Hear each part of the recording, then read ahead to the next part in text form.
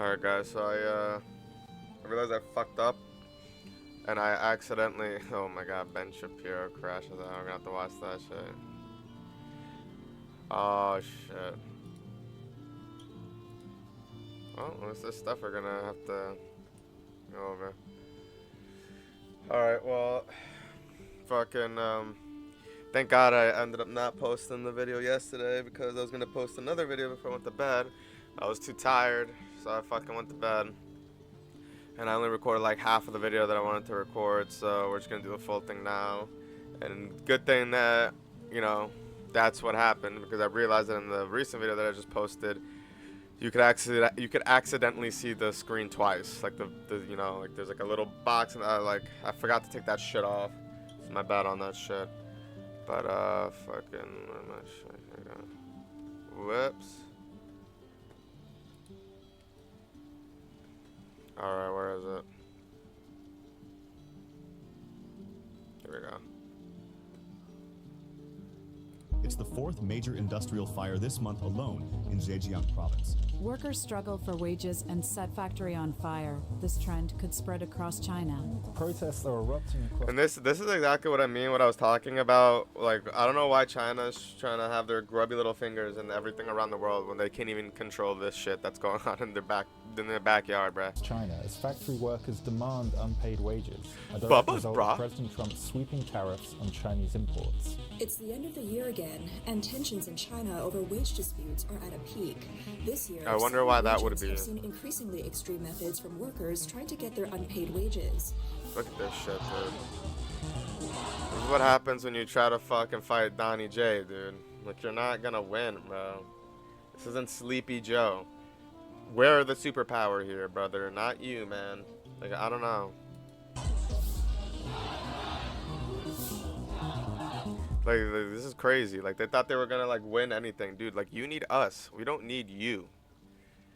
We have enough resources, It seems that brother. Xi Jinping is giving up on the trade war. Trump just announced that China Yeah, I agrees to fucking fully wonder open why. countries' markets to U.S. businesses. Now, of course, that doesn't necessarily mean China will do this, but this is definitely a good first step in the negotiations. Now, the reason for China being open to something so drastic is simple and obvious. Apple recently announced that it's going to be leaving China and moving its production to India. But the Apple move is just a microcosm of a bigger trend that's happening right now. Yeah, dude, Trump putting the fucking tariffs was honestly just like, you know, the straw that broke the camel's back. Like, that's the only, like, the last push that they needed to get the fuck out of it. Like, they were already getting fucked by China. With all the rules and regulations and all this shit. Companies, especially foreign companies and foreign capital, are leaving the Chinese nation in droves, and CCP cannot afford to Good, drag fuck out this 'em. trade war Fuck while that's CCP. happening. Because once companies decide to set up a factory somewhere else, they are not coming back. And Yeah, that's good. exactly what's scary. Fuck out, Fran. Now, we'll get into the trade war negotiations in just a second, but here's more details on the companies leaving. 苹果走了，特斯拉走了，可口可乐也走了。 Apple's gone, Tesla's gone, Coca-Cola's gone, and Microsoft is gone too. Many people left comments under my last video saying foreign brands should just leave China. But have you thought about this? If all these foreign brands leave, our domestic brands will at least start raising their prices by 100%. One of the world's top 4 grain traders, America's ADM, plans to halt its domestic trade business in China. This news gives me a chill. The industry doesn't look optimistic, and it's hard to see any improvement in the short term. The escalation of the China-US trade war is slowly starting to take effect. 在越来越多的出现在我们面前。 The exit of foreign capital is happening more and more in front of us. These long-established companies, after over a decade, are just walking away when they decide to. So what we're seeing now is a shrinking market. Foreign capital is withdrawing, consumption is weak, and exports are suffering. This is just the beginning. Just the beginning. When all these foreign companies have pulled out, the difficulties will be unimaginable. Now, we've been covering this for a while, but it seems yesterday we really got some people's attention because we got many emails last night saying that we need to stop promoting anti-CCP content. Oh, And yeah? guess what? The email was signed off the CCP. Now, regular viewers of the channel Anti-China! No, dude, this isn't anti-China. And you know that's definitely not gonna work on my fucking videos because I always fucking specifically say this isn't anti-China against the people because we all know the people hate you as well, bro. This is against you, dude. The CCP. It has nothing to do with the Chinese people, dude. The Chinese people are just like us. They fucking hate you as much as we do. You are not helping them, dude. If anything, we're helping them more than you, brother. Because we're fucking spreading what's actually, going on and the bullshit that their government is doing to them. And the stupid choices that their government makes. I'm pretty sure we're all here competent enough to know, to separate the people from the government, dude. Like, this has nothing to do with the people, bro. So if you're actually gonna play that fucking racism card and say that, oh, it's against the no, dude. And as a matter of fact, I'll have nobody here in America is being racist towards the Chinese. Nobody's, like we all know and acknowledge that this is the CCP, dude. This is Xi Jinping, dude. This is nothing to do, like, the Chinese people have absolutely no power over there. Why do you think there's so many protests and shit? Like, what? We don't mean to spread You're not fooling nobody with Chinese this shit. people. In fact, we have called out many times that the biggest victims of the CCP are the Chinese people. Yeah, exactly. Like, you're not fucking fooling anybody with this bullshit, dude. Like, as a matter of fact, this is like standing up for the fucking Chinese people, getting their truth out, bro. Like, what? Not gonna let you bully us and shit. But this channel is meant to criticize the CCP and yeah. their actions. Because at the end of the day, they're dude. spending so much money to push pro-CCP propaganda. Even Instead of countries. actually giving that back to the citizens that fucking need it, feeding people. Nah, they're fucking using it to spread propaganda and try to make it seem like everything's alright. That's why we make Fuck the that videos shit. that we do. Now, clearly, someone's not happy about it, and we Yeah, know obviously. CCP bots have a habit You're of doing the wrong downvoting thing, you're gonna videos ruffle the that wrong CCP is feathers. not happy with. So if you guys can please take a second and hit that like and believe it, subscribe dude. button Did I down below. like this It would shit? really help out the video No, I don't. tremendously. Now, like, let's damn, I was talk so about the drunk last trade night. negotiations. They started on Saturday, and they were going on in Geneva, Switzerland. Both parties agreed to meet there because I guess it's a common ground or neutral ground. From the US side, we had Treasury Secretary Scott Bessent and US Trade Representative Jamieson Greer. And from the Chinese side, we had the Vice Premier He Lifeng. Now, of course, from both sides, the actual delegation was a lot bigger, but these were the chief negotiator, basically the head of the delegation. Now, I do want to jump into how Scott Bessent and Jamieson Greer said the negotiations went, but before that, I do want to show you guys this clip of Trump basically giving a rundown of exactly what was agreed on. The biggest thing that we're discussing is the opening up China, and they've agreed to do that, but it's going to take a while to paper it. That's not the easiest thing to paper. But that's the single, I think, to me, some people would disagree. Some people would say we're getting a lot of money with tariffs or whatever. But, especially when you add what we already have. Because remember, we're already getting the 50% on steel and different things. That's not included in these numbers. So you can add that. But the biggest thing to me is the opening up. I think it would be fantastic for our businesses if we could go in and compete with China. It would be a lot of jobs for China. It would be I think at a time when they can frankly use the jobs, and that's what we're talking about. So that's a very, very important element to add. So when Scott, I watched him speak the other day, and I think he didn't want to say it, but I said it's okay to say it. Look, if we don't get it, we don't get it. But if we don't get it, it won't be a positive thing. But if we do get it, I think it's maybe the most important thing to happen. Because if you think about it, we opened up our country to China. They come. They have very few restrictions, and they. Yeah, and this is exactly why the fucking he did what he did with the tariffs and shit. Cause bro, fuck that shit. Like the CCP ain't like, bro. Who the fuck do you think you are, bro? Like we're literally like, I'm sorry, dude, but we're stronger, we're better, we have more money than you. So what the fuck makes you think that you could just, come into our market, spew all your bullshit here, but then when we try to sell something over there, it's like, nah, dude, sorry, you can't do that. You're not allowed. You can only take our shit, but we don't want none of your shit. Like, what the fuck, dude? Fuck that. That's not trade, dude. That's like you trying to just take our money, swindle our money. They didn't open their country to us. Never made sense to me. It's not fair. And you were fortunate enough to have, like, stupid presidents that didn't know what the fuck they were doing. And they've agreed to open China, fully open China. And I think it's going to be fantastic for China. I think it's going to be fantastic for us. And I think it's going to be great for unification and peace. China will also suspend and remove all of its non-monetary barriers. They've agreed to do that while They're very new. Yeah, and on top of that, do you know how hard it is for like U.S. or if it's even possible for the U.S. to own any type of land in China? Wait, hold on. Let's look this up. If there's even the U.S.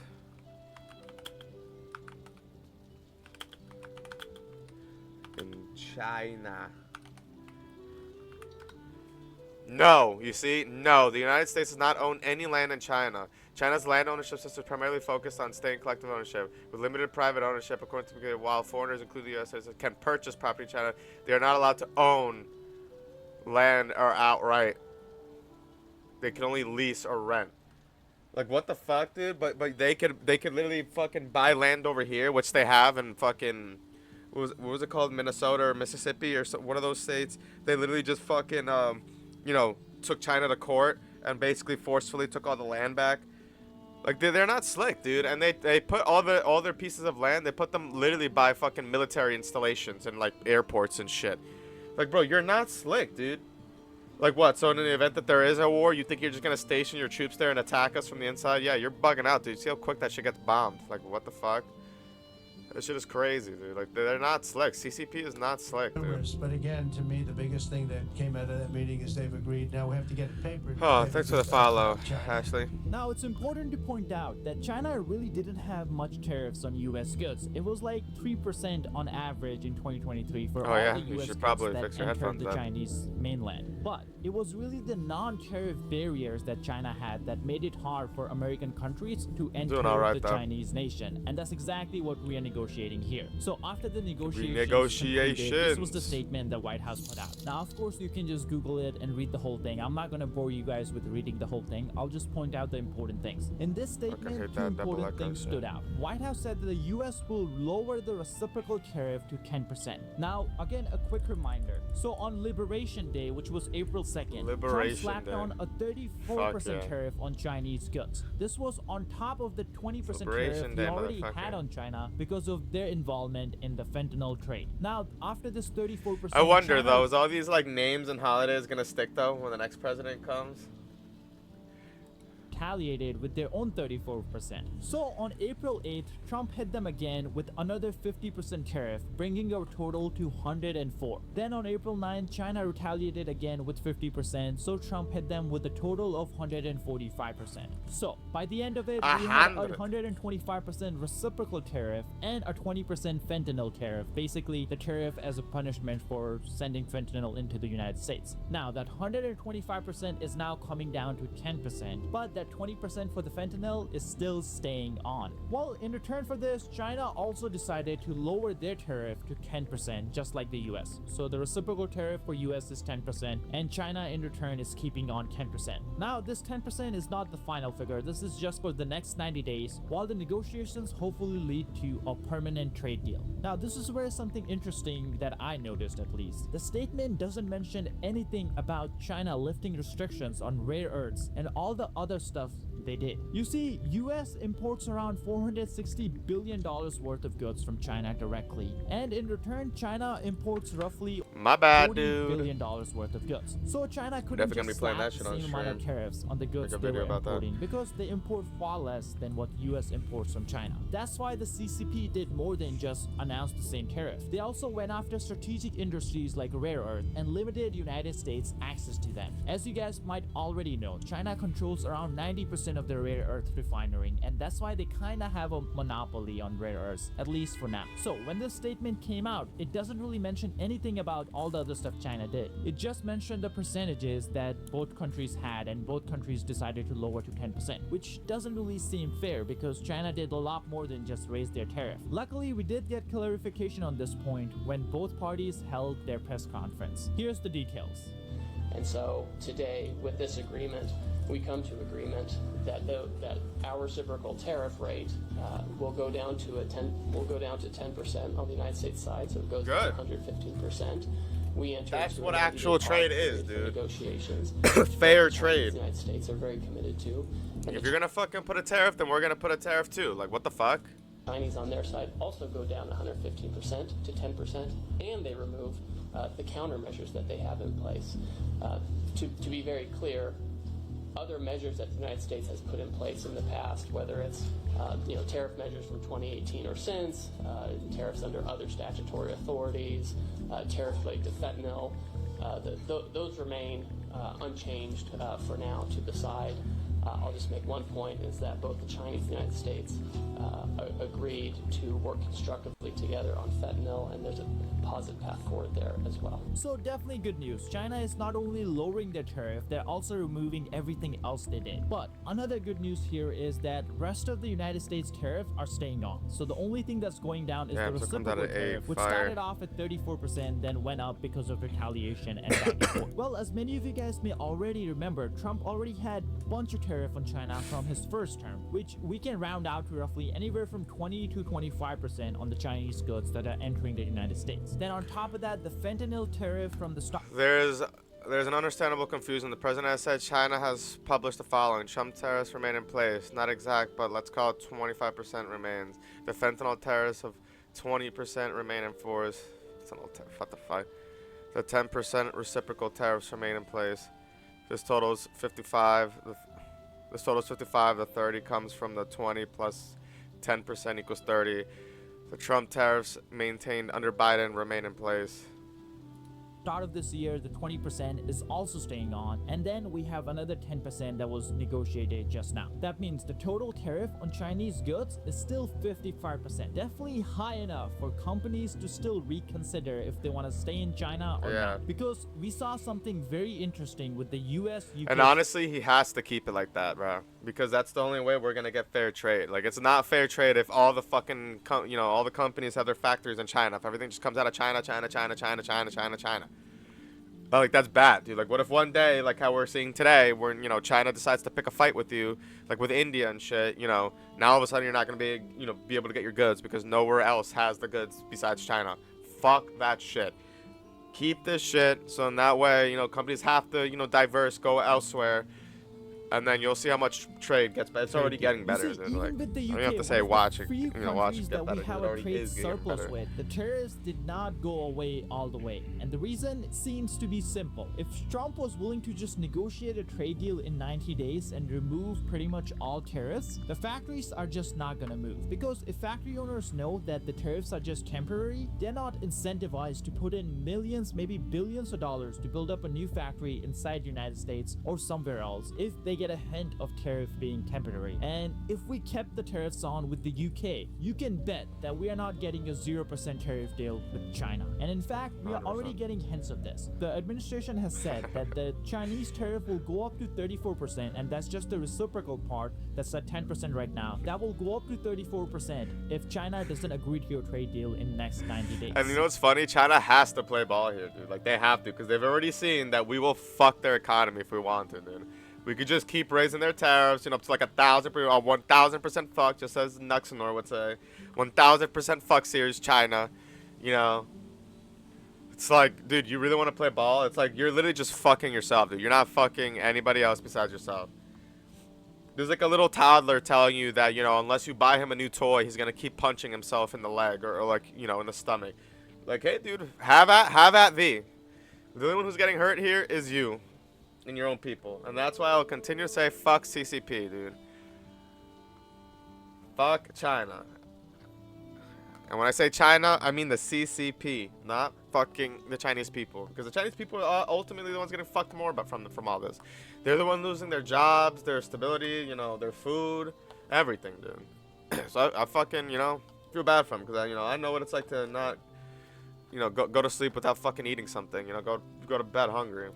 Now here we go into the second part of the tariff, and that's the fentanyl tariff. You see, even in the first term, Trump negotiated a deal where China was supposed to help United States crack down on the fentanyl trade, but it didn't happen. And apparently we have some shocking news, which I think people are misreading at least. So watch this clip from Secretary of Treasury Scott Bessent, and then I'll explain why people are not really getting this correctly. What has to happen is it has to be fair for the American people, but in January 2020, President Trump produced a template. We had an excellent trade agreement with China, and the Biden administration chose not to enforce it.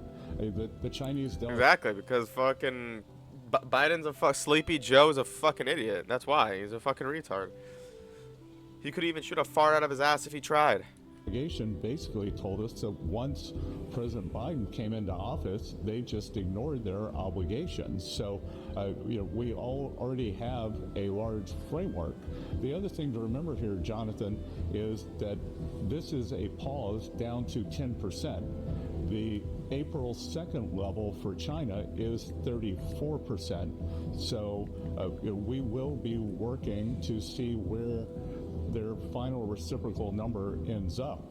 And the negotiations are a combination of tariffs, non-tariff trade barriers, currency manipulation, and subsidies of labor and capital. As you guys just heard, Secretary Treasury said the Biden administration decided to not enforce some of the sanctions. Now, those are entirely different from the tariffs. You see, Biden administration in fact carry on the tariff that Trump put on in Trump 1, the Trump administration 1, and in fact, they doubled down. They actually slapped on more tariffs on Chinese auto and Chinese semiconductors. But the sanctions were rolled back, and it wasn't because they decided not to enforce it, but they were trying out a different strategy that did not work. You see, the Biden administration rolled back some of the sanctions as an olive branch to the CCP in hopes that the CCP will help United States crack down on the fentanyl trade. And this is why the CCP thinks they can do whatever the fuck they want, because they had a weak-ass president. They were dealing with a weak-ass president like fucking Sleepy Joe.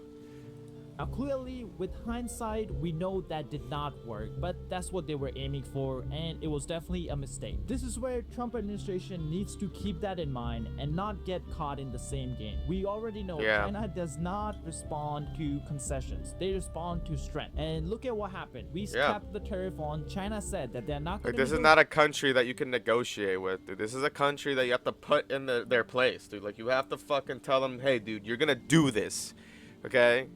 You're gonna do this. We're not asking you to do this. We're telling you you're going to do this type shit. Because if not, they're just gonna, push you around and think that they can do whatever the fuck they want, bro. Fuck that shit.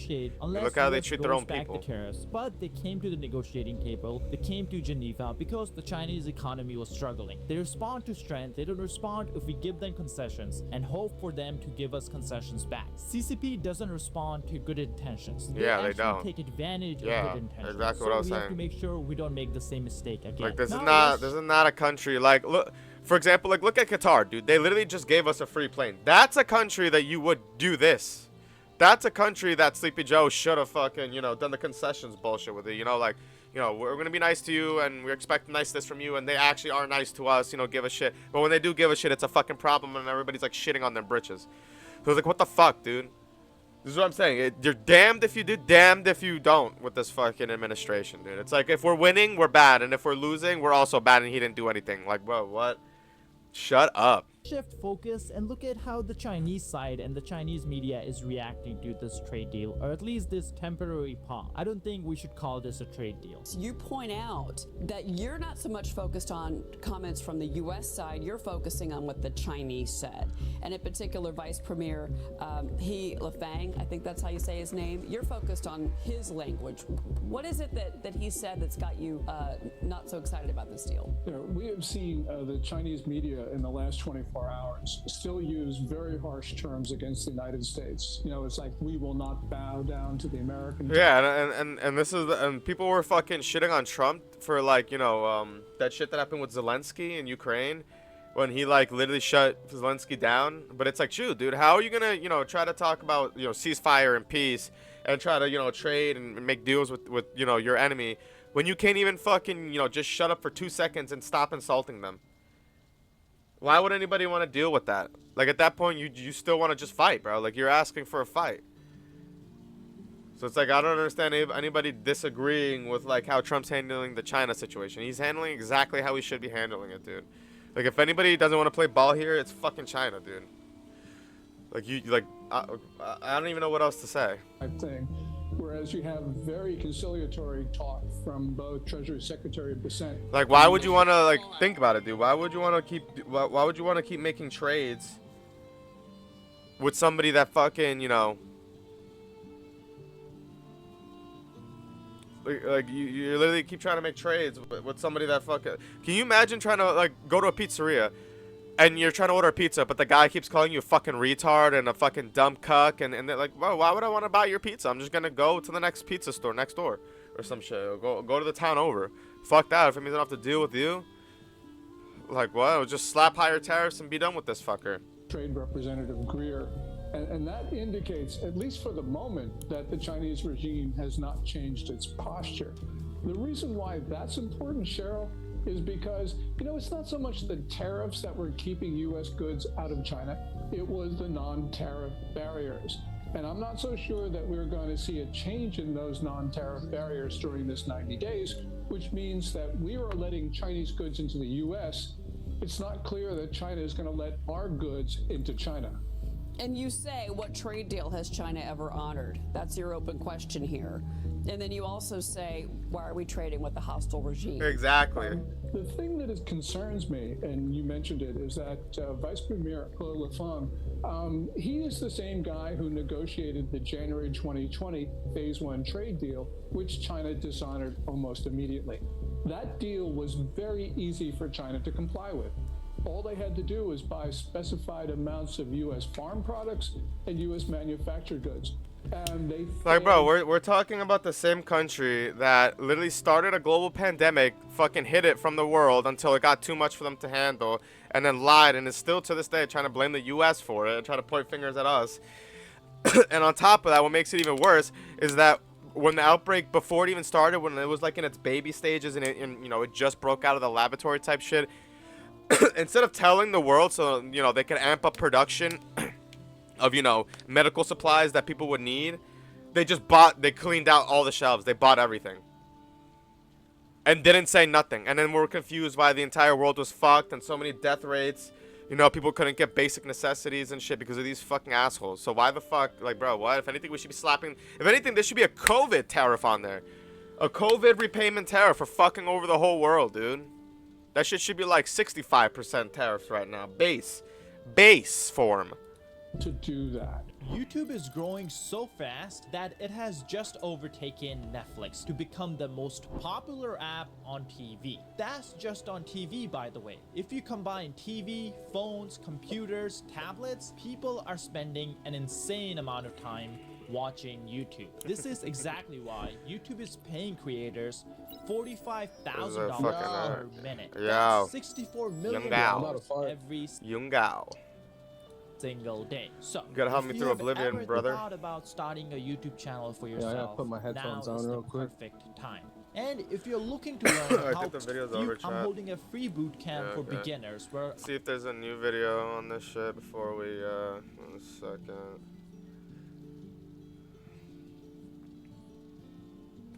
Videos though, there is one.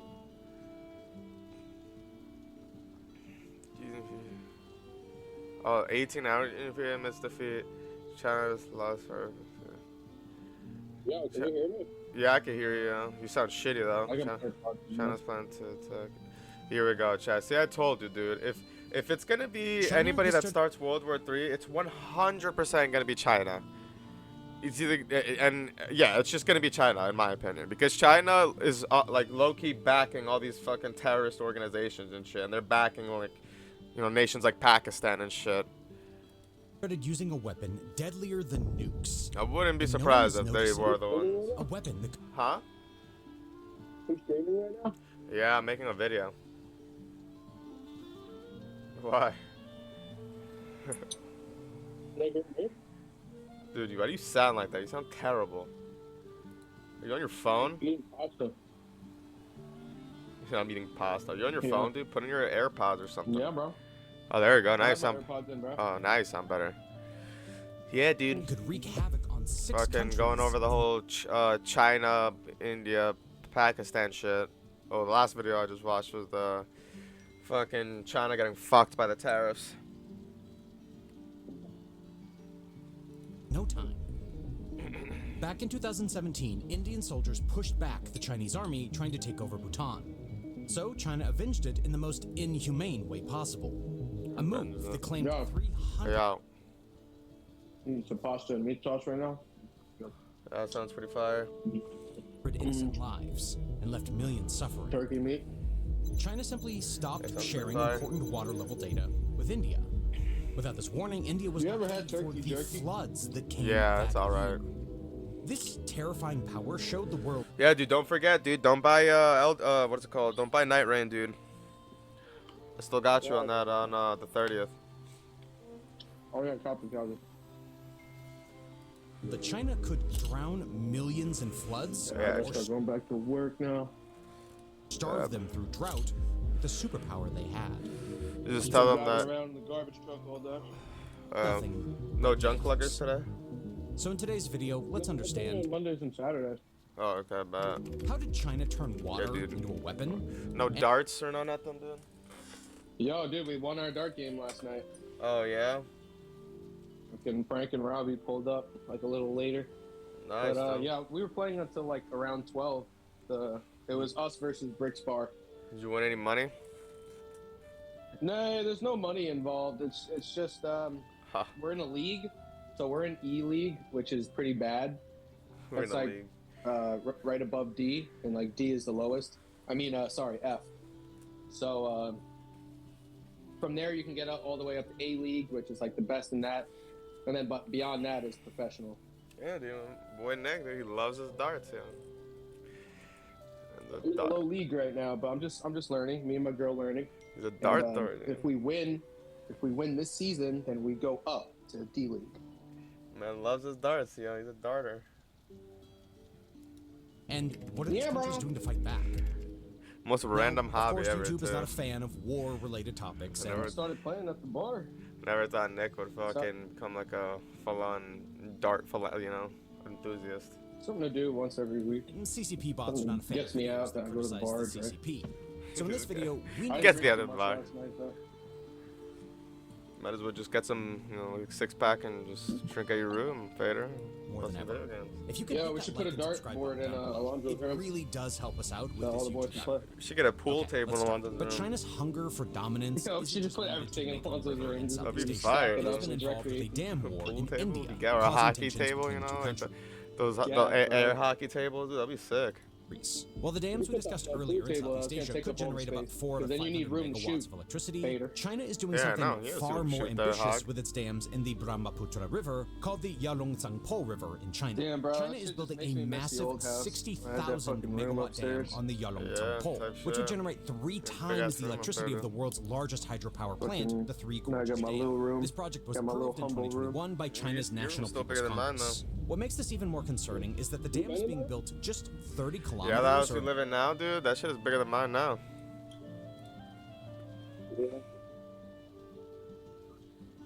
about 18 and a half miles away from If both India's of us Arunachal downsized our Pradesh beds- border in a region You called don't have a Nadal. twin, right? You have a full. For India and other Think downstream so, countries yeah. like Bangladesh, this could Yeah, be a we both potential downsized water our full bomb. to a twin. Bangladesh We'd have a has lot more already space. raised concerns, as such Yeah, dams but could your seriously affect its fucking freshwater supply space in your from bed the is smaller though. Brahmaputra River. So why exactly are China's dams on the Brahmaputra River such a big deal Yeah. for the downstream countries? Well, it's because the dams I that don't China know. is building, Natalie both be existing sleeping and over future, too much could have anyways. devastating consequences for people living That's what I'm in saying, dude. Wouldn't you want the bigger bed?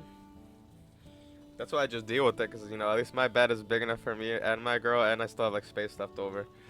places like Arunachal Pradesh and Assam in northeastern India. One major risk is flooding. China Well, with the could current suddenly setup I release have, huge I'm amounts of gonna have water to from put its my TV on the wall because that table. started building a road in Doklam, Based an on area water. that is disputed between Bhutan and China. When China moved in, India had to intervene their for 2 fucking reasons. Tootsie First, a Rolls security agreement between India and and those Bhutan. little yellow, Second, China's blue control of candy Doklam could have packets, given the access gum to the packets that you get with Siliguri that corridor, which Little pink 100%. gums that come in the yellow blue wrappers. I gotta go tinkle. You're leaving them shits all over the place, bro.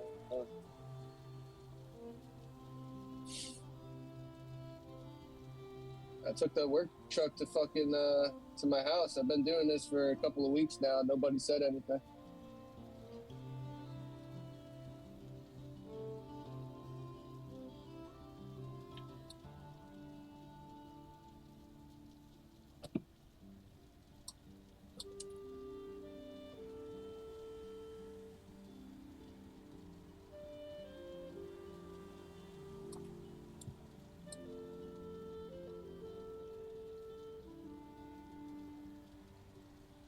Yo, are you still there?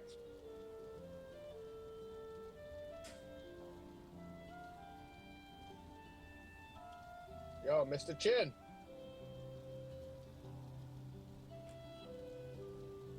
Yo, Chin is. Sorry, Chad, I was fucking peeing. Wait, hold on, let me get a drink. Chin slave.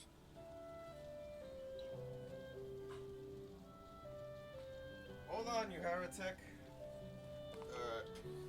I mean, I don't know why they would say anything, dude. I mean, aren't you on clock technically? So, I mean, technically you're allowed to have the truck. Well, Yeah, bro. I'm getting paid for the hour. Yeah, dude, it's not like fucking Amazon. It's a town rule. You can't use the trucks for your own benefit. So that would include taking it to the house. Oh, really? So Yeah, but they don't really check. So where the fuck are you I've supposed been getting to... away with it Where are you supposed to eat and shit? for Get lunch? literally years. You take your car to your house. I don't have a car is the point, though, so that's why I've been taking the truck.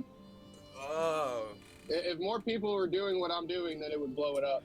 But since it's just me, I'm the only carless bastard at my shop.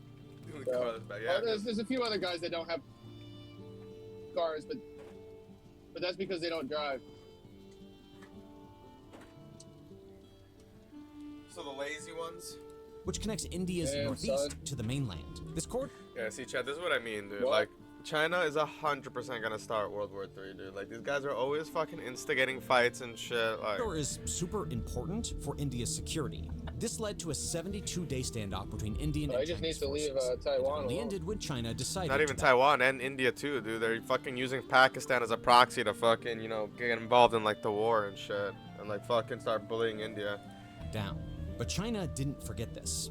And instead of responding on the borders, on top of that, India has fast-tracked 3 other projects in the region, including a 2,000-megawatt project in Lower Subansiri, which is set to be operational by 2026. These dams will not only help store water and protect against floods, but will also serve as major power generators. Alright, so Laos, Cambodia, Vietnam, and Thailand all share one thing in common. Their lifeline to the Mekong River. A river so vital that the livelihoods of not 1, not 10, but over 60 million people depend on it. The Mekong sustains more than 60 million lives as it travels through China and Southeast Asia. The Mekong stretches 4,909 kilometers, or about 3,050 miles, making it Asia's 7th longest river. It originates from the Tibetan Plateau and flows through China, Laos, Myanmar, Cambodia, Thailand, and Vietnam. But why is this river such a big deal? And how does it support millions of lives? In Vietnam's fertile Mekong Delta, this mighty river is a game changer. It supports nearly 27% of the country's GDP, helps grow about half of Vietnam's rice. That's roughly 24.8% million metric tons. It fuels over 40% of the country's agriculture and brings in almost 65% of its fruit export earnings. Pretty crazy, right? And none of this would be possible without the river's huge wet season floods. From May to October, floodwaters surge into Cambodia's Tonle Sap Lake in a phenomenon called the Tonle Sap Reversal. During this time, the lake expands up to 60 times its dry season size, becoming the world's most productive inland fishery. While these floods cause $60 to $70 million in damage annually, the Mekong River Commissions estimate they bring in $8 to $10 billion in benefits from fisheries, agriculture, and fresh water. Cambodia, on the other hand, relies heavily on the Mekong. Why? Farming, forestry, and fisheries make up 16.7% of Cambodia's economy in 2024, and the main source of these industries is the Mekong. Also, fish from the Mekong supply nearly 60% of the country's protein intake. And beyond the flood season, the lower Mekong region has earned the nickname Asia's Rice Bowl. Even in dry months, Vietnam's delta consistently produces about 24 million metric tons of rice, ensuring that millions of families across the region remain fed. Every year, about 18 million cubic meters of nutrient-rich sediment flows into Vietnam's Mekong Delta. These nutrients also support a $17 billion wild catch fishery across the lower Mekong. In fact, in 2024, the Mekong Delta produced about 80% of Vietnam's shrimp and 95% of its pangasius fish, helping seafood exports reach around $10 billion. And most of it is in danger, not directly because of China, but because of a small country, Laos. Laos has teamed up with China to build hydropower dams, and electricity exports brought in 980 million USD in 2024 alone, which is around 15% of the country's export earnings. But there's a hidden cost. Those dams trap precious sediments and block fish on their migration routes, pushing 19% of Mekong's fish species towards extinction. Damn. And threatening the food and jobs of people all the way downstream. Probably That is fucking people from fish that we haven't Thailand, even Vietnam, seen. and Cambodia. About 23% of the Mekong Basin lies inside Thailand, and nearly 1 out of every 3 of its 71.5 million people live in that northeast corridor. But the Mekong's gifts go far beyond money and jobs.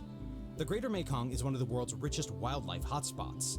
It's home to over 1,300 fish species, about 20,000 plant species, 1,200 birds, 800 reptiles and amphibians, Getting a little, and 430 geography class mammals, here. including the rare Irrawaddy dolphin or and the biology. giant Mekong catfish.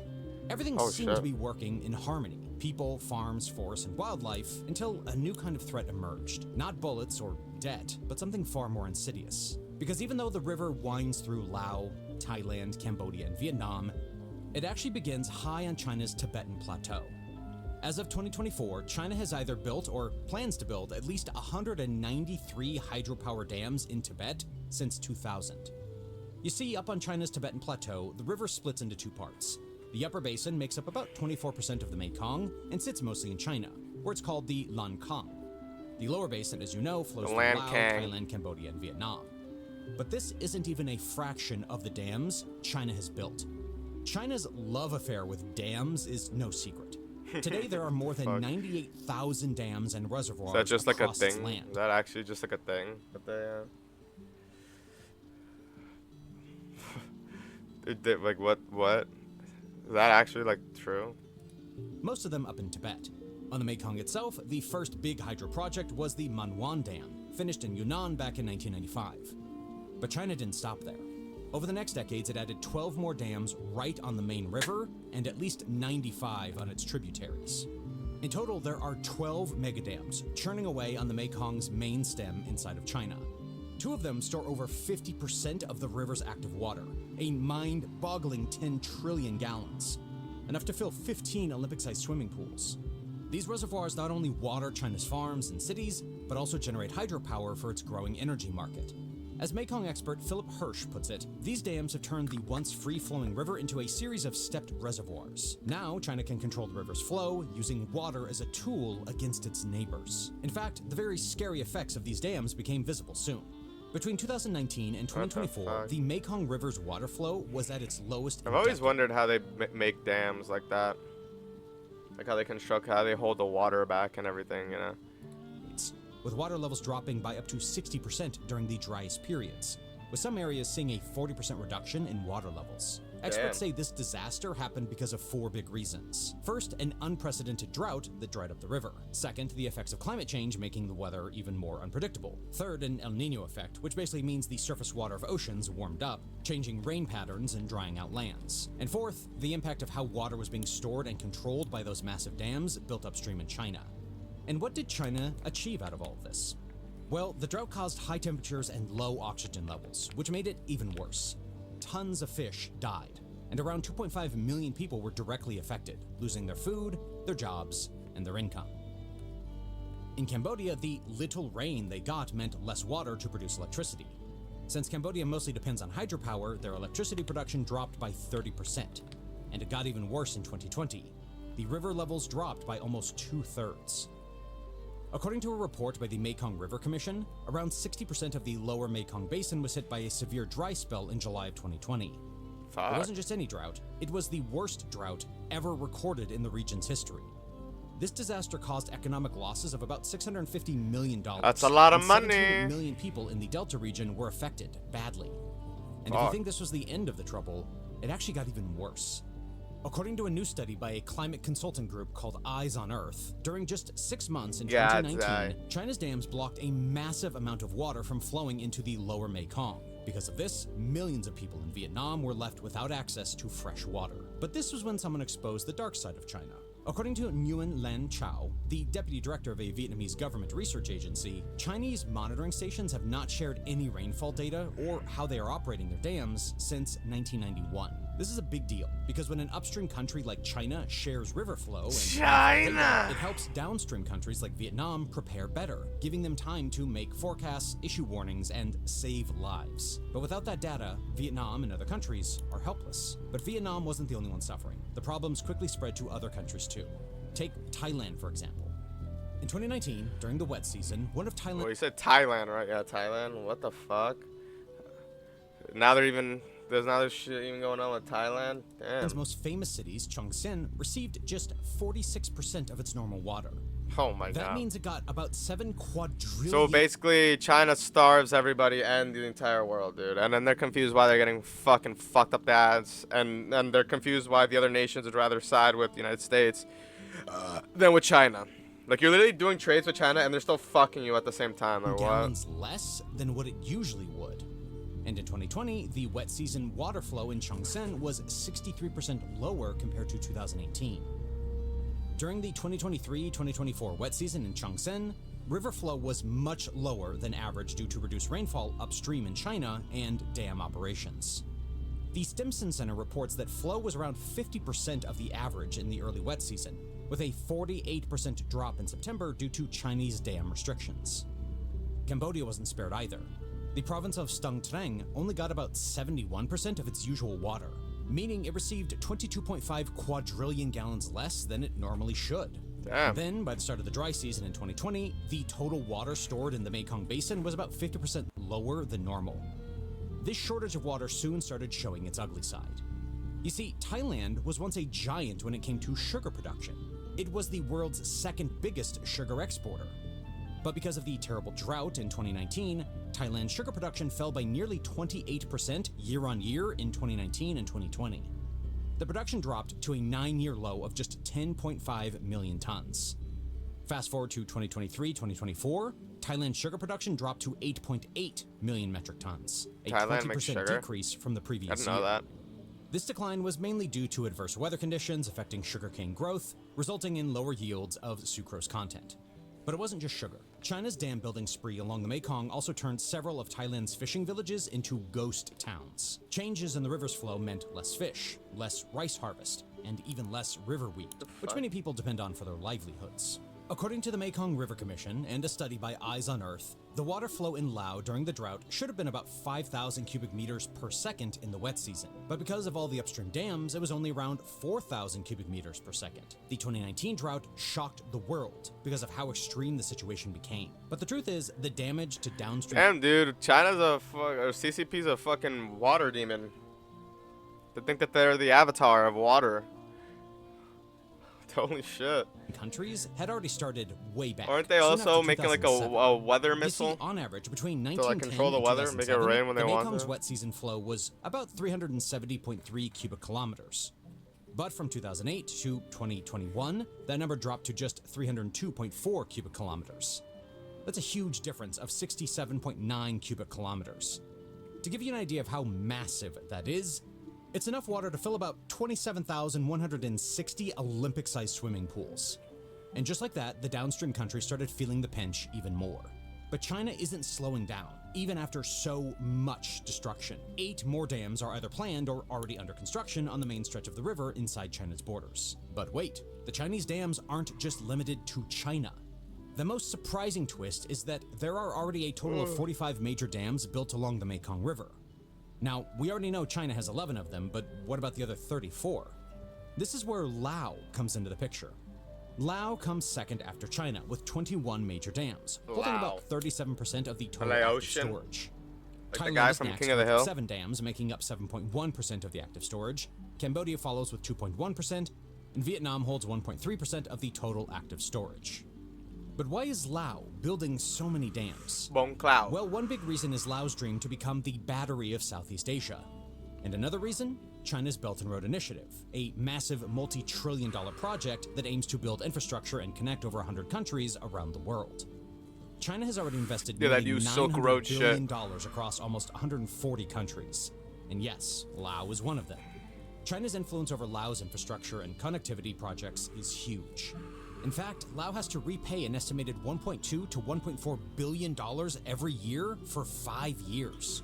As Damn. of late 2024, Laos faces a severe debt crisis, with its total public debt reaching approximately $13.8 billion, which is equivalent alright, to brother. about Everybody's got debt. 108% of its GDP. Especially nowadays. Of this, around half, approximately $6.9 billion, is owed to China, making it the largest creditor. This debt burden has been primarily incurred through large-scale infrastructure projects, including hydropower dams along the Mekong River, and a $6 billion high-speed rail line connecting China and Thailand through Laos. Yet somehow Laos' economy has managed to survive all these years, and that's mainly because of one thing: dams. Dams are literally the lifeblood of Laos' economy.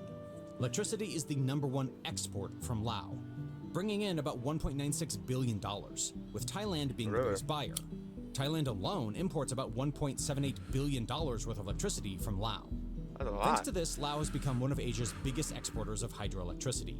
Around I feel like it would be 80% higher, of all the though, electricity Laos generates on how many is sold people to live neighboring there. countries like Thailand How much, and Vietnam. light In they fact, use. electricity makes up 30% of Laos' total exports by value. And hydropower, it provides a massive 70% That's a of pretty big all the chunk. power Laos generates. But Laos' dream of becoming the battery of Southeast Asia isn't something new.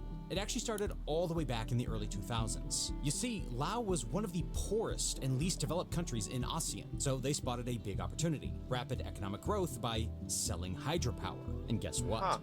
Laos actually succeeded in a big way. In the Good year for them. 2000, Good for Laos' them. hydropower capacity was just 400 megawatts. By 2022, it had skyrocketed to around 7,000 megawatts. Damn. Today, Laos Good for has them. 78 operational dams, and they've signed about 246 memorandums of understandings for other hydropower projects. In fact, by 2024, it operates 81 hydropower plants, contributing to a total installed capacity of more than 11,600 megawatts. On the Mekong River alone, Laos already has 2 major dams in operation, 1 dam under construction, and 6 more planned for the future.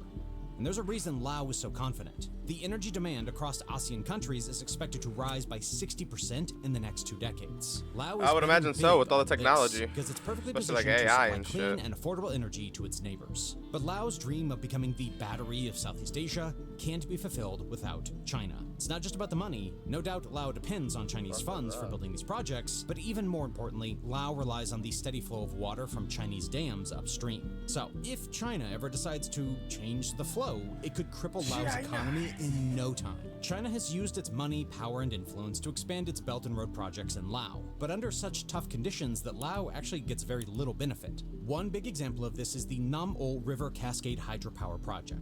This project included the building of 7 dams in Laos, with a total power generation capacity of 1.27 gigawatts.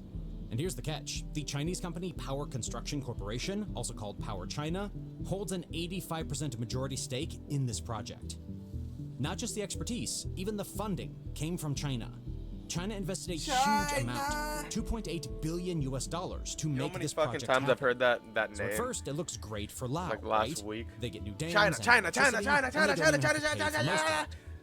But Like Muscle things Man are saying, not "My as good mom, as they my seem. mom, my mom, my The mom, my project mom, is my mom, actually my mom, owned and my mom, my operated mom, by my Power mom, my China mom." Resources under a build, operate, transfer, or BOT contract. This means China will operate the dams and keep all the profits for the first 29 years. Only after 29 years will these dams finally be handed over to Laos. But for the people of Laos, this project has turned into an absolute nightmare. The dams have been badly affected by the sensitive ecology and biodiversity of the Nam O River Basin, a lifeline for thousands of people who depend on it for their survival. Thousands were also displaced during the dam's construction. In the bigger picture, China is building so many dams that today, 81% of all Chinese overseas dams in the Mekong Basin are actually in Laos. Experts even say that one big reason China is building so many dams in Laos is to buy electricity from Laos, so that China's own environment and ecology inside its borders don't get damaged. In fact, Yunnan province in China is one of the major buyers of electricity generated from these dams in Laos. Dude, I'm not gonna lie, this is such a nice landscape though. Like, I wouldn't mind living here, dude.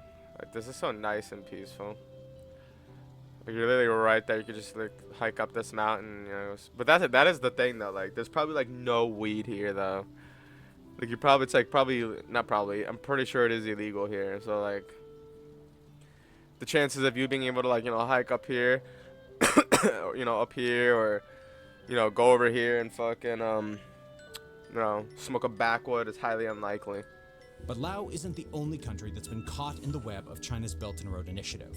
There's another Southeast Asian country where Chinese dams have destroyed thousands of lives: Cambodia. On December 17, 2018, Cambodian Prime Minister Hun Sen and officials from a Chinese company called China Huaneng Group came together to celebrate the inauguration of the Lower Sesan 2 Dam. But while the leaders smiled for the cameras, the real story was hidden. Only the people who lost everything knew the dark truth behind these celebrations. The Lower Sesan 2 Dam is actually the largest dam built by China in Cambodia. And it's not just big, it's one of the widest dams in all of Asia, stretching across more than 6 kilometers. This massive project was built and is operated by China's state-owned company Huaneng Group. Even though Cambodia's Royal Group and Vietnam's state-owned electricity company EVN hold small stakes in the project, the majority ownership remains with China. And guess what? Chinese government banks provided most of the money too, about $800 million according to the reports.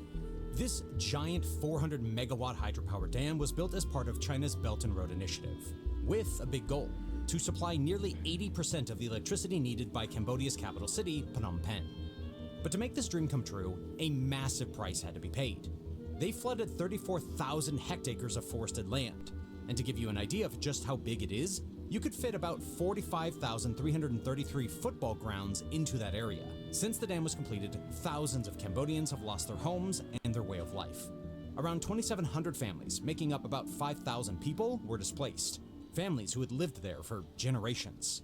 Before the construction started, many locals tried to raise their voices, but according to reports, the Cambodian authorities and company officials mostly ignored their concerns. People were forced to accept small amounts of money for their lost land and homes. They were moved to resettlement areas with poor housing, poor services, and no. Can you imagine losing your fucking house and everything like that? Like, it just looks all, you know, it's just gone, and they just give you like $200.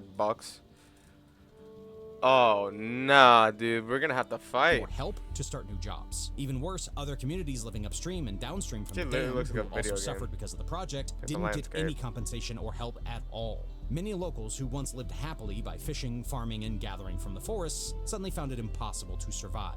Typically, the China Huaneng Group offered the displaced villagers a small deal. Either a piece of land at a resettlement site, about 5 hectares, plus a pre-built home, or about $6,000 if they wanted to build a home themselves. But there was a catch.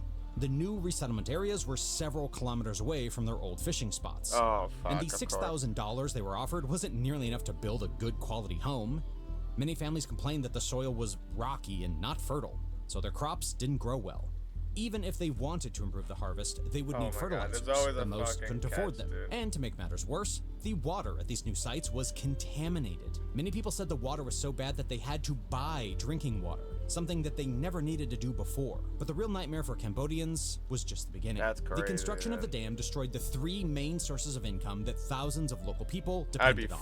First, the dam wiped out the fish from the Mekong River. Fishing was not just a way to feed their families, it was a major source of income as well. But when the dam was built, it cut off 2 important rivers that were major tributaries to the Mekong. Plus, the huge artificial reservoir created by the dam blocked the movement of fish, disrupting their feeding and breeding. The result was devastating. Mass deaths of fish species. Where families could once catch 40 kilos of fish before, it's now hard to even catch 2 kilos. The big, valuable fish that earned them good money have almost disappeared. Second, the dam blocked the silt, that rich sand and soil carried by the river during the rainy seasons. Before the dam, this silt would fertilize the lands naturally, helping farmers grow rice and fruits. But now, with no fresh silt coming, the fields have lost their fertility. Damn, see this? So it's basically the dam's fault. Everything is the dam's fault, is what I'm hearing. That's basically the fucking moral of the story. Is that the dam is fucking the land up here, dude. Like, shit.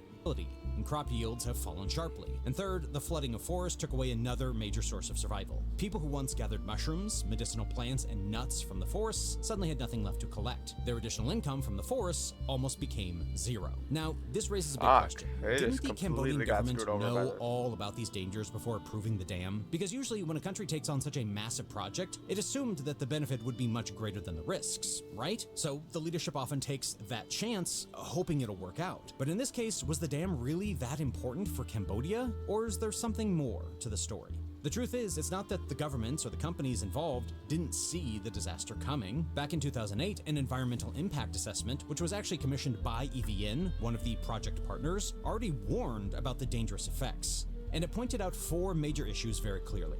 First, the dam would displace a large number of people and push them into areas with poor quality farmland. Second, it would have serious and permanent effects on people's fishing and farming incomes. Third, it would negatively impact the livelihood of fishing communities, not just nearby, but upstream and downstream as well. And fourth, it would cause losses in other areas. all the way towards the Vietnam border and further downstream towards the Mekong, indirectly affecting over 300,000 people. And Net guess what? fishing, though. This wasn't the only If I warning. try, I don't know, that guy doesn't fall In off the boat. 2012, another independent study published by the National me drive Academy the of boat. Sciences in the United States also predicted the dam's devastating effects.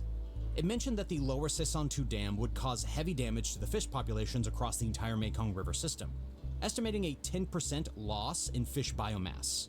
Because of these warnings, many local communities, along with the Cambodian and international civil society groups and environmental organizations, raised major human rights concerns even before the construction of the dam was approved. In fact, the opposition to the dam was strong and consistent. Locals, especially those whose lives would be directly affected, had been protesting for almost a decade before the dam was completed. In fact, back in 2009, a civil society study was done where numerous villagers from across the affected communities were interviewed. And guess what? The study concluded that 100% of the people who attended village meetings were against the Lower Sesan-2 project. So it's pretty clear that the Cambodian government was fully aware of the consequences and had plenty of time to rethink the project. They also knew about the backlash from their own citizens. Now, you might think that after all of this, the government would have stepped back and reevaluated the project, especially to avoid harming its own people, right? But instead, something shocking happened. The exact opposite took place. The Cambodian government didn't make an effort to listen to its own citizens. In fact, they approved the project hastily and without proper consultation. no, Things of got so course. bad for the Cambodians that over the next decade, the authorities labeled critics of the Lower Sesan-2 project and the families refusing to relocate as troublemakers or outliers. Oh my Officials God. kept insisting that most of the community members were happy with the compensation and the relocation plans, but that was far from the truth. you This fucking clearly hear this shows guy? that the Cambodian government was determined to push the project through, no matter the consequences. Government officials, along with the Chinese company CHNG's Cambodian subsidiary, kept telling villagers that the project would proceed no matter what. The villagers had no choice but to accept the compensation and relocate, whether they liked it or not. With all this chaos, the project was officially approved in 2012, and construction began in 2013. 5 years later, when the Lower Sesan-2 Dam was finally completed, something very shocking happened during its opening ceremony in 2018. The Prime Minister of Cambodia, Hun Sen, made a statement that caught many by surprise. He said, "I wish to emphasize that the majority of local villagers here supported the dam's construction. Only a few people have caused trouble for this project. Those troublemakers have been incited by foreigners." Oh my God, here we go, dude. Aren't you the fucking one that's been incited by a foreigner, dude? You're allowing China to fucking basically swindle your own people. Like, what the fuck? But this wasn't true at all. It was very clear that the villagers were against the dam because it would take away their livelihoods. So their opposition wasn't based on foreign influence, but on real concerns Imagine being about their own gaslit like futures. Now you might wonder, if the Prime Minister himself was defending the dam, were there any positive effects to this dam? Did it offer economic benefits despite the negative effects? You see, CHNG, the Chinese company responsible for building the dam, claimed that the dam could produce 400 megawatts at peak capacity and 1,998 gigawatt hours per year, which would be 1/6 of Cambodia's total annual electricity production. But the reality turned out to be much different. The actual production levels were only 1/3 of the claimed numbers. Oh my God. Meaning the So dam you produced less got- than $70 million worth of got electricity F per in the year. Not quite the success the company had promised. To make things worse, Cambodia doesn't have the same terrain as countries like Laos or Vietnam, where dams can be built in deep valleys. Cambodia's land is much flatter, meaning to generate the same amount of electricity, they have to build longer dams that end up flooding much larger areas. Yet despite all these issues, the Cambodian government has approved and commissioned several hydropower dams in recent years. For example, Cambodia has aggressively expanded its hydropower capacity. The Lower Sesan-2 Dam, commissioned in 2018 in Strong Trang Province, is the country's largest hydropower project, with a 400 megawatt capacity. The Stong Tatay Lu hydropower dam began construction in 2023 in Koh Kong Province, and is expected to finish by 2026. Similarly, the Stong Prasat 1 hydropower dam in Prasat Province started construction in 2023 and aims for completion by 2026. In late 2023, 2 more projects were approved in Koh Kong All Province. these fucking dams, so why yo. is the It's just Cambodian damn government going city. ahead with these projects despite the high risks and low rewards? What's the real reason behind it? Back in 2008, the control entity behind the Lower Sesan-2 Dam was a Vietnamese state-owned electricity company called EVN. EVN was responsible for the first evaluations of the dam project, which took place between 2008 and 2009. However, over time, the ownership of the project changed hands, and things started shifting. In just a few years, the Vietnamese company, which had once controlled a majority stake in the project, saw its position drastically reduced. By 2012, the ownership was handed over to a Chinese government-led joint venture named Hydropower Lower Sasson 2 Company Limited. This joint venture included 3 entities: a subsidiary of China's Huaneng Group called Hydro Longkong International Energy, really Cambodia's Royal Group, and EVN. Now here's the twist. By 2012, the Chinese entity held a controlling 51% stake in the project, while the Royal Group had a 39%, and EVN was left with just a 10% minority stake. This is when things started to turn ugly. By 2016, the Chinese government and the head of corporate Hydro documents started began showing its describing the ugly Lower head. Sasson 2 Dam as being part of the Belt and Road Initiative. Even Chinese state media labeled it as one of the key BRI projects in Cambodia, making it one of 7 BRI hydroelectric projects in the country.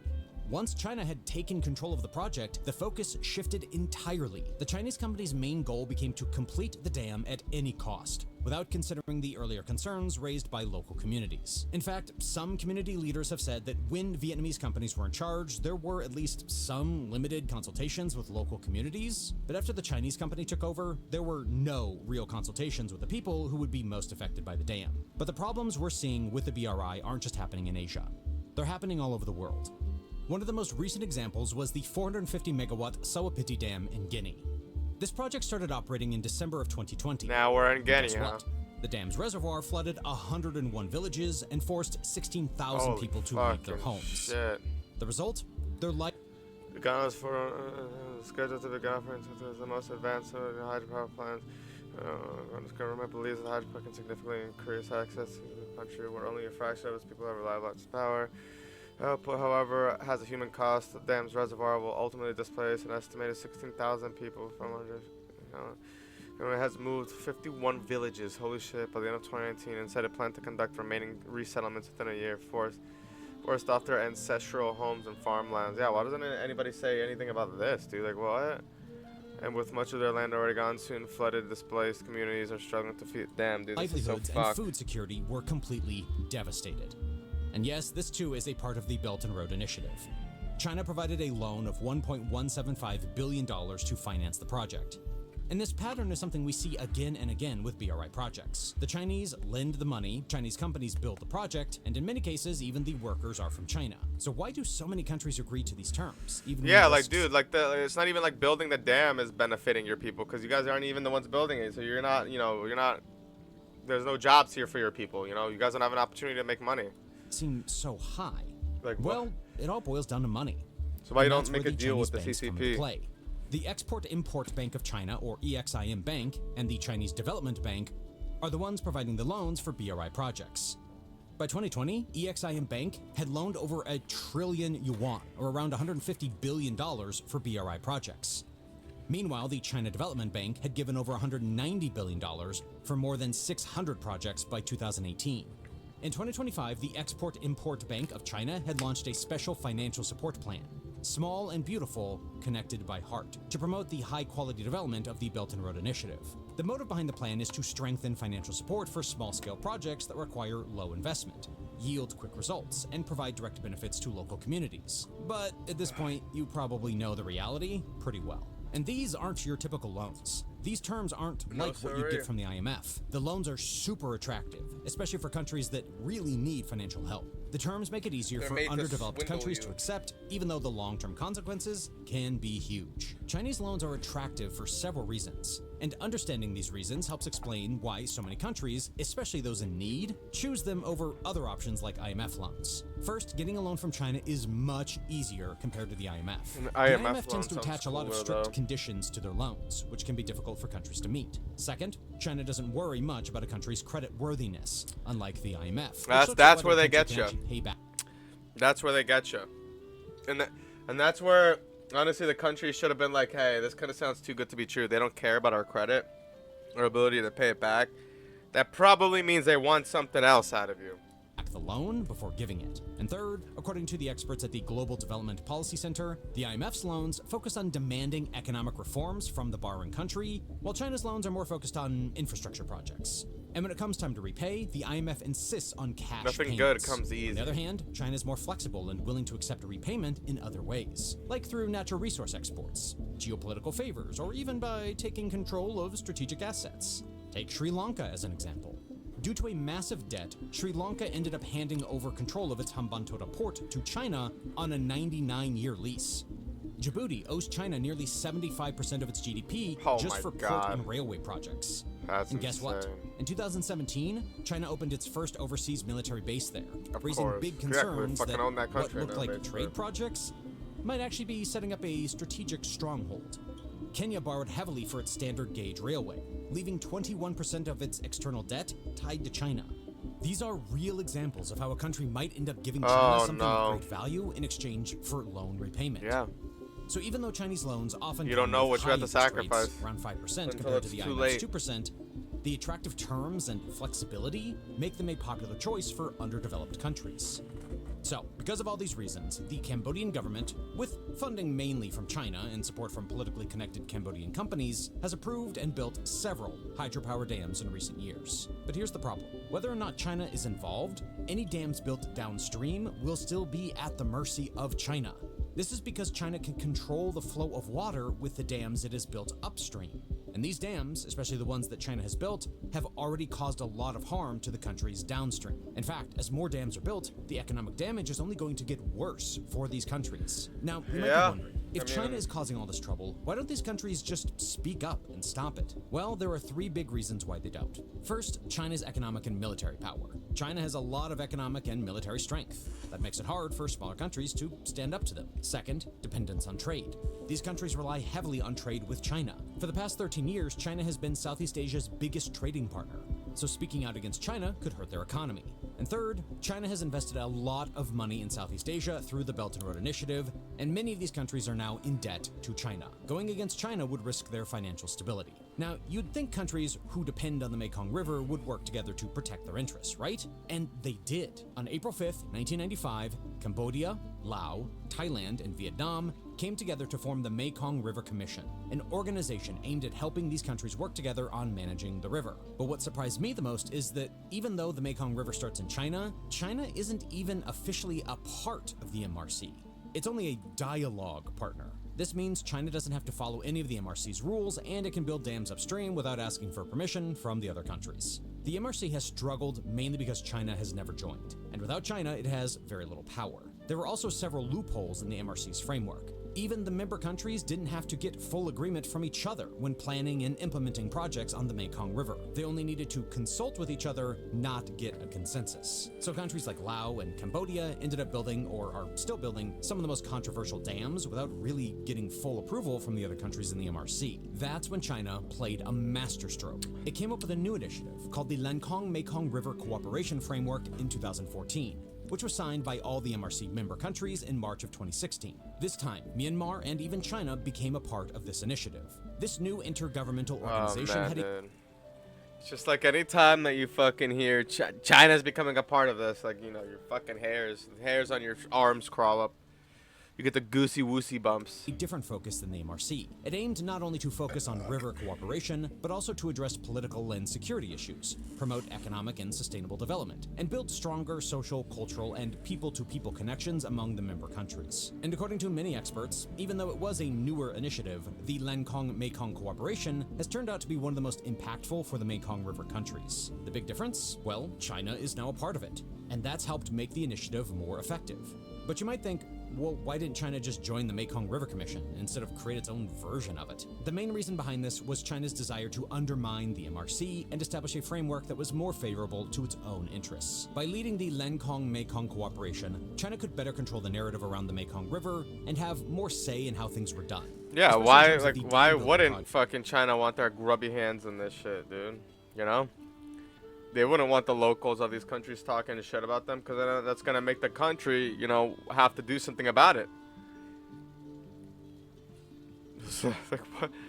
Projects and their impact. Also, China wanted to show the downstream countries that it cared about their needs, so it could push forward with the Belt and Road Initiative more smoothly. So by being the leader of this new initiative, China hoped to calm down any suspicions and concerns the downstream countries had about its growing influence in the region. But ultimately, only time will tell how these water wars play out. YouTube just That dropped sounds a pretty cool. The water wars. I feel like we're literally living in history right now. Like, I already know when fucking when the new textbooks come out, you know, like in 2050 or some shit. This is probably what it's gonna be called, the water wars. You know, the China-India water wars or whatever. But anyways, this video has been super long enough. I will catch you guys in the next one. Don't forget to like, subscribe, comment, and peace. Crimes. And millions of people were displaced in Assam. When India asked why China wasn't sharing the data, China claimed that its hydrological stations were undergoing repairs, which wasn't true. China did share the data with Bangladesh around the same time. Experts believe that China purposely withheld the data from India as a form of retaliation for India's refusal to back down at Doklam and its stance against China's Belt and Road Initiative. The ongoing construction of dams on the Brahmaputra River in Chinese territory, particularly the massive super dam being built near the border,